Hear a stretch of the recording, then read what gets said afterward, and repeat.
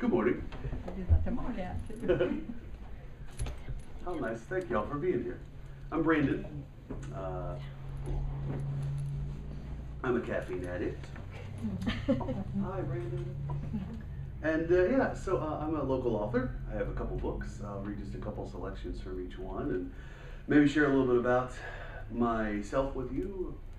I feel like any poet or poet's work is a lot about their path and their personal story. I think that's probably pretty clear. So I thought I'd start off with a couple funny ones about relationships, because I have had some funny relationships. You might be able to relate. First one is called Repeat, and this is from my first book, The Long Road Home. You rush in, excited like a child, gripping your box of hair dye like it was a golden nugget, a treasure, a toy. You pat your legs quickly in anticipation all evening, all night. Hurry, make my hair brand new. Colors, colors, wet lather, crimson goo drips to the floor. The blow dryer screams, and then you hate it. Repeat.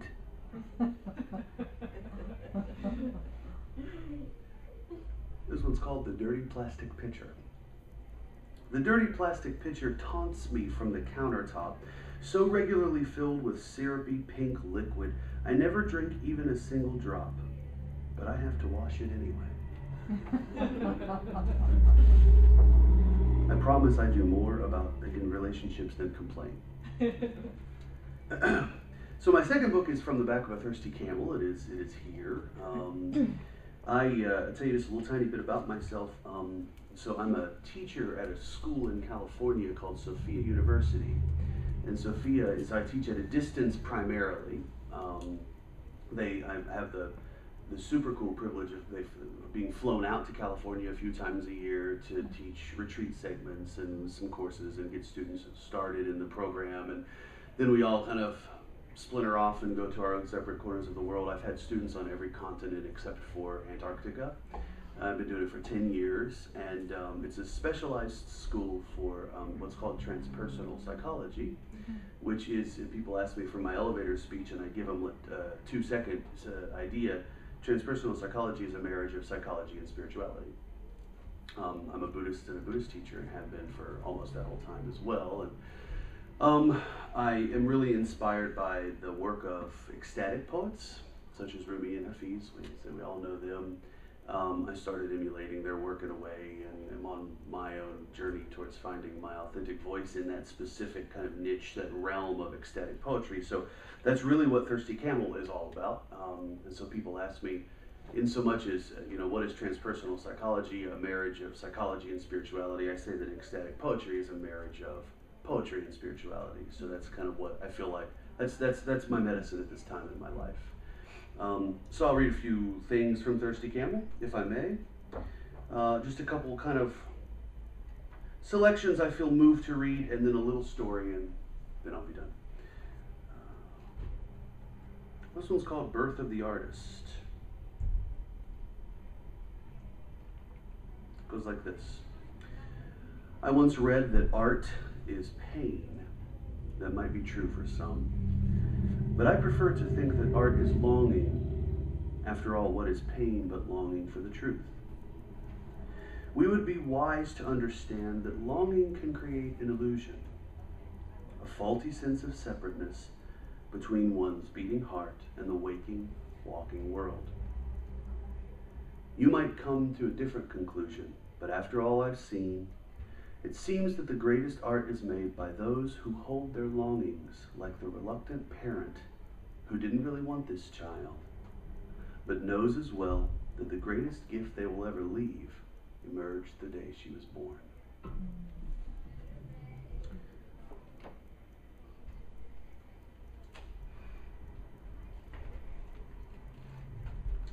This one's a fun little one I called Coffee Shop Blues. How many poems have been written about raindrops down a window pane? How many poems have been written about the self?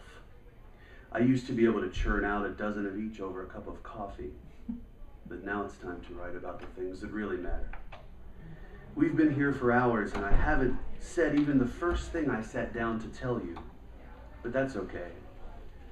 It's at about this point in every poem when I get lost anyway.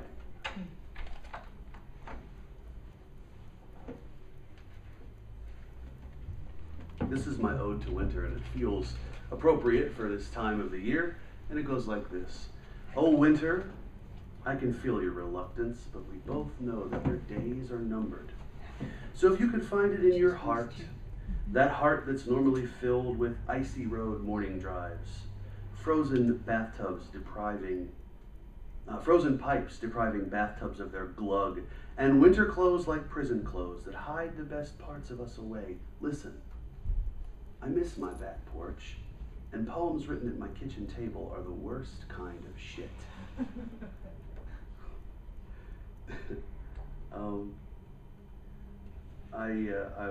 I've never read this one. I've done a lot of readings.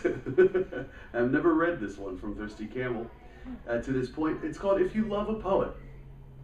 And it's kind of a serious one. It goes like this. In the end, there remains a final riddle that has ache to be unraveled. But let me tell you, friends, this poem isn't going to solve it. You look into these words and what you see is my journey. A record of life and loves long past, a flash-frozen monument amid the snowy landscape of longings that you suppose yet linger in my chest. You mistake those epitaphs etched on pages for the places I must still be, a falsely living truth inside your made-up mind. From this perspective, I wonder, which of us is the one still trapped by stagnant ideas? If you love a poet, be warned. His library hasn't burned as did that Egyptian marble that once held the limitless wisdoms of the ancient world. And there you will find the tales of all his bygone journeys. If you love a poet, he will show you the miracles meant only for you and he, and yet you will live in a world where the past lives on your bookshelf. Please do not mistake the present for the enduring record in his wake. For the poet's mind is always changing ungraspably from the old world to the new. Oh. I still got you for a minute. Okay, well then, I feel moved to share a little bit of prose. So the Thirsty Camel, I've talked a little bit about it. It has 6 sections, and they're all fairly different. One section I think is, I don't know, personally I believe it's a little unique. The name of the section is The Time Has Come to Speak of Love, and it begins with a quote by Hafiz, one of the well-known ecstatic poets, and the quote says, "Love sometimes gets tired of speaking sweetly and wants to rip to shreds all your erroneous notions of truth." And I'd like to read you just a page and a half of prose, what I wrote, and then a poem from the section, if I may. I wrote, "What can be said of a love poem? More specifically, what could possibly be said in a love poem that hasn't already been noted thousands of times by thousands of poets? The shelves in the bookstore are saturated with love poems. We've all heard the same top 10 sonnets so many times that we literally revulse when our poet friend opens up his book to share another of his all-time favorites. Y'all know how I know that? I've been the poet friend. Shall I compare thee to a summer's day? How about shall I mercifully spare thee from another few lines, incessantly grasping for something new to say about love? We are sick to death of love poems. I am too. And yet I continue to write them. Why? Because something is missing. All of us sense it, even without looking too deeply. We are chronically unsatisfied with love in nearly all of its myriad appearances throughout our lives. Its existence seems marked with striving, disappointment, even failure. Our culture is so dense with our collective quest for love that it generally operates in the background now, a shadowy character on the periphery of consciousness. It guides our behaviors, it chooses our partners for us. How did we let this happen? Why does it continue to plague us so? Surely something is missing in all of our talks of love, but what? The poems in this section are not your grandparents' love poems. Neither will you find them framed on the walls of your childhood home where your parents, in their sincerity and desperation, struggled despite themselves to teach their children something real about love. The words you will read here are risky business. Some of them speak tendernesses, but seek to remind us that love can be freed from the confines of conditioning. The real piece, though, are the questions we are too afraid to ask. Where do we go wrong with love? What is getting in the way? What are the things that love is, and what are the things that love is not? The common path that we all walk towards love might appear to us as the right way, but for the most part, we arise from each lover's battle with more questions than answers, more pain than insight, more suffering than joy. So instead of participating in the same old predictable delusions, let us speak of love correctly, as the most powerfully divine force there is, as a journey that demands our whole being, as an alchemical fire that can sear away our ignorance. We cannot capture the essence of love from the back of a thirsty camel. So let us rip to shreds all of our erroneous notions of truth and lead him to the oasis at last. The time has come to speak of love, and I am tired of speaking sweetly. And so a poem from that section then is a poem that I called Sonnet Siren Horns. And it's fairly brief. Where to find it? 78. The time has come to speak of love, but if this moment has truly come, let us speak together of what is real, and position ourselves fast with feet firmly planted as shields which might stay our illusions. Too many poets on too many days unendingly wax their songs of love like blaring sonnet siren horns.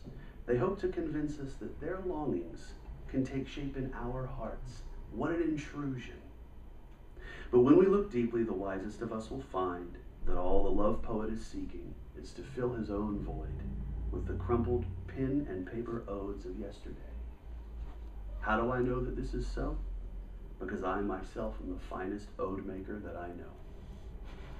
Tonight I lay down my quill and ink, and with them all of the things I've been hoping you'd hear me say. Tonight let us talk about the things that love is not.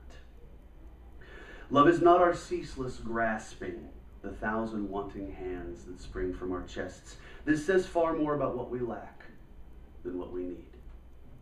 Love is not projection, for we can spend 1,000 lives waiting for our lovers to be what we wish, and still have 1,000 more yet to wait.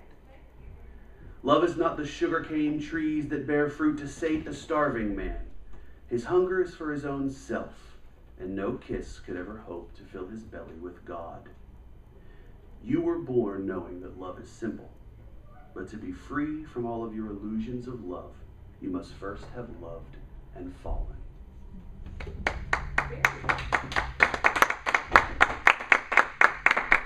Thanks. I went a minute over. I'm so sorry. Thank you.